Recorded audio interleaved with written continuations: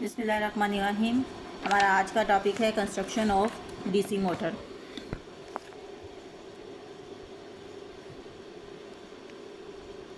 सबसे पहले हम पढ़ लेते हैं मोटर क्या होती है। मोटर ऐसा इलेक्ट्रोमैकेनिकल डिवाइस है जो कि इलेक्ट्रिकल एनर्जी को मैकेनिकल एनर्जी में कन्वर्ट करता है। डीसी मोटर जो होती है वो डीसी करंट को मैकेनिकल एनर्जी में कन्वर्ट करती है। हमारी आज की जितनी भी मशीनरी है, सादा ड्रिल मशीन से लेके एक मोस्ट कॉम्प्लिकेटेड मशीनरी तक, सब में मोटर का इस्तेमाल किया जाता है। मोटर जो होती है वो एसी भी होती है, डीसी भी होती है। हम डीसी मोटर को पढ़ेंगे क्योंकि ऑटोमेटिक मशीन्स के अंदर डीसी मोटर अपने fast reaction, better speed control और सिंपल कंस्ट्रक्शन की वजह से बहुत ज़्यादा अहमियत की हामिल होती है। Fast reaction, better speed control और सिंपल कंस्ट्रक्शन। इसके कंस्ट्रक्शन पे अगर हम आए तो इसका जो स्टैटिक पार्ट होता है उसे हम स्टैटर कहते हैं। ये एक फ्रेम पर मुश्तमिल होता है। इसके अंदर पोल्स होते हैं, सिलिकॉन स्टील के बने हुए पोल्स होते हैं जिसके गिर्द इंसुलेटेड कॉपर वायर जो होती है वो बाउंड की गई होती है, लाइक दिस। ये देखें, ये आपका सिलिकॉन स्टील का पोल है और इसके बीच में कॉपर की वायर, इंसुलेटेड कॉपर जो होती है वो बाउंड की गई है। ठीक है, इस तरह से इसकी डायग्राम बनती है। जब हम इस वाइंडिंग को डीसी सोर्स प्रोवाइड करते हैं तो इसके अंदर स्टैटिक मैग्नेटिक फील्ड जो होता है वो प्रोड्यूस होता है। इसकी डायरेक्शन जो होती है समथिंग लाइक दिस होती है, जो मैंने एरो से बनाई गई है। पोल्स जो होते हैं वो दो तरह के होते हैं, मेन पोल और फील्ड पोल। ये बड़े वाला जो पोल है इसे हम मेन पोल या फील्ड पोल कहते हैं और ये इन दोनों को हम इंटरपोल्स कहते हैं। मेन पोल जो होता है, जब हम वाइंडिंग में से करंट को गुजारते हैं तो क्या करता है, स्टैटिक मैग्नेटिक फील्ड जो होता है वो प्रोड्यूस करता है। जबकि इंटरपोल्स जो होते हैं ये पैदा होने वाली स्पार्किंग को कंट्रोल करते हैं, स्पार्किंग को रोकते हैं। और ये होल असेंबली जो होती है हमारी इस फ्रेम के इनसाइड जो होती है स्टैटिक हालत में होती है, फिक्स हालत में होती है, जो कि फिक्स या स्टैटिक मैग्नेटिक फील्ड जो होती है वो होता है वो प्रोड्यूस करती है। ये हमारा था स्टैटिक पार्ट, इसे हम स्टैटर कहते थे। जो रोटेटरी पार्ट होता है वो एक आर्मेचर या रोटर पर मुश्तमिल होता है जिसकी शक्ल कुछ इस तरह से होती है। ये स्टेनलेस, हाई परमिएबल मटेरियल का बना हुआ होता है, सिलिकॉन स्टील का बना होता है, जो कि अपने अंदर से करंट को आसानी से गुजरने देता है। इसके अंदर इस तरीके से ये स्लॉट्स बनी हुई हैं, ये स्लॉट्स बनी हुई है। इसके अंदर हम जो होता है कंडक्टर को प्लेस करते हैं जो कि इंसुलेटेड कॉपर वायर पर मुश्तमिल होता है। ये स्लॉट्स बनी हुई हैं, ये आर्मेचर है आपका या रोटर है। अब इस आर्मेचर और रोटर के ये जो स्टैटिक होल्स थे, जो स्लॉट्स थे, वहाँ पे हमने कंडक्टर को प्लेस कर दिया है। ये कंडक्टर है जिसको हम डीसी सोर्स देते हैं बाय कनेक्टिंग विद कम्यूटेटर।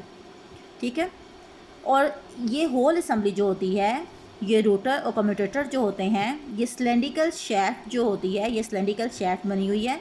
इसके ऊपर इसकी हाउसिंग की गई होती है जो कि हाई क्वालिटी स्टील का बना हुआ होता है। इसकी दो बियरिंग्स होती हैं, मोटर के दोनों साइड में बियरिंग्स होती हैं, जिसकी वजह से क्या होता है, आपका जो रोटर होता है ये मूव करता है।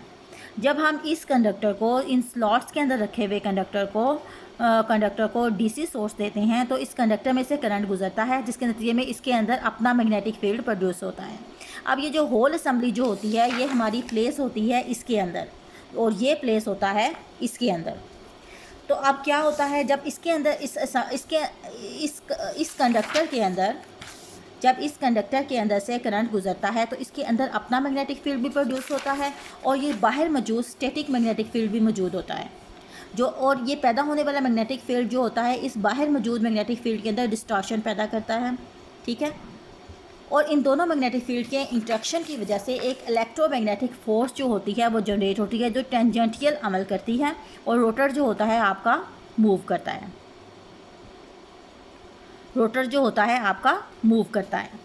इस तरीके से आपकी मोटर जो होती है वर्क करती है। एक चीज़ और कि करंट को हम शैफ्ट तक पहुंचने से रोकने के लिए यहाँ पे मीका लेयर की तय एक जमा लेते हैं। मीका की लेयर होती है यहाँ पे जो कि करंट को शैफ्ट तक आने से रोकती है। अब कंडक्टर और ये तमाम असेंबली जो होती है इसको हम केसिंग के अंदर स्टोर करते हैं। अब आपके अंदर आपको एक बात और बतानी है, ये कंडक्टर जो होता है सिंगल थिक वायर पर भी मुश्तमिल होता है और multiple number of thin wires भी होती हैं। अगर सिंगल थिक वायर का आप इस्तेमाल कर रहे हैं तो करंट जब हम डीसी सोर्स देते हैं तो ज़्यादा करंट घुसेगा, ज़्यादा टॉर्क प्रोड्यूस होगा और मशीन की स्पीड जो होती है वो लो होगी। और अगर हम multi number of thin wires का इस्तेमाल करते हैं तो लो टॉर्क करंट घुसेगा, लो टॉर्क प्रोड्यूस होगा और हाई स्पीड मशीन जो होती है, मशीन की जो स्पीड है वो ज़्यादा होगी। अब ये आपकी डिमांड के ऊपर है कि आया कि आपको लो टॉर्क हाई स्पीड मशीन चाहिए या हाई टॉर्क लो स्पीड मशीन चाहिए, उसके मुताबिक आप इसकी कंस्ट्रक्शन करते हैं। डीसी मोटर के अंदर आप परमानेंट मैग्नेट का भी इस्तेमाल कर सकते हैं, लेकिन परमानेंट मैग्नेट के अंदर मैग्नेटिज्म प्रोड्यूस करने की या मैग्नेटिक फील्ड प्रोड्यूस करने की जो सलाहियत होती है वो हीटिंग और वाइब्रेशन की वजह से कम पड़ती जाती है। इस वजह से आप बेटर रिजल्ट हम इलेक्ट्रोमैग्नेट का इस्तेमाल करते हैं, जिसके अंदर हम इंसुलेटेड कॉपर वायर ही का इस्तेमाल करते हैं और इसको पोल्स के अंदर इस तरीके से इंजेक्ट किया गया होता है।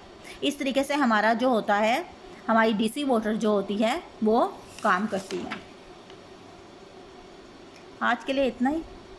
इसके पार्ट्स हमने स्टडी किए। स्टैटिक पार्ट में स्टार्टर आ जाता है, फ्रेम आ जाता है, सिलिकॉन स्टील के पोल्स आ जाते हैं, स्टैटिक मैग्नेटिक फील्ड आ गया, उसके बाद इसका रोटेटरी पार्ट आ गया जिसके अंदर रोटर आ गया, आर्मेचर आ गया, उसके अंदर स्लॉट्स होती हैं, स्लॉट्स के अंदर कंडक्टर प्लेस होता है, कंडक्टर को कम्यूटेटर के थ्रू डीसी सप्लाई दी जाती है, जिसके नतीजे में क्या होता है, इलेक्ट्रोमैग्नेटिक फील्ड प्रोड्यूस होता है।